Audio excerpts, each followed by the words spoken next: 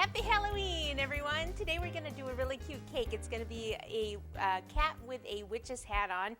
And the witch's hat, I want it to be a little bit larger than the face of the cat. I thought it'd be kind of cute if it was flopping over a little bit. So what you're going to need is just an 8-inch cake that's 2 inches high. Okay, 8 by 2. I have filling in there. And then a 1/4 sheet cake that's about 3 inches high. So I do my sheets in 1-inch layers. So if you don't, you could make it a little bit, you could do a 2-inch and then just bake a little bit more. Or if you have a 3-inch high pan, you could do it like that also. So 1/4 sheet, 8-inch round, and we need a 1/2 sheet board. I take 2 1/2 sheet boards together and cover them with white contact paper. Okay, and that's what this is going to go on. Okay, so first, it's best if you can get a pattern for the cat head.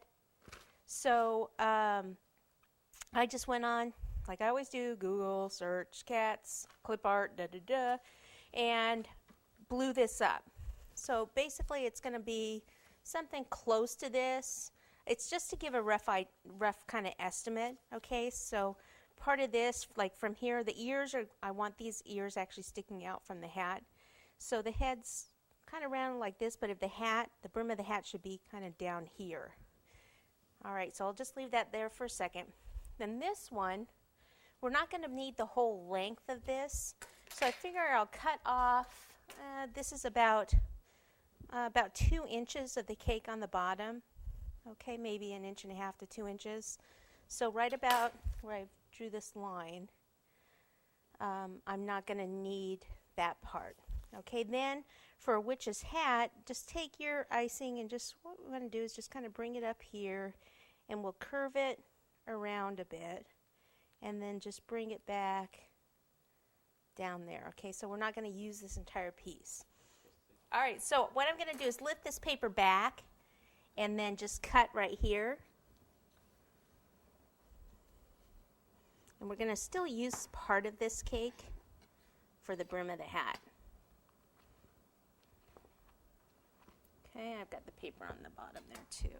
So then this needs to kind of come up in this area here. So I just need to cut part of this off right about here.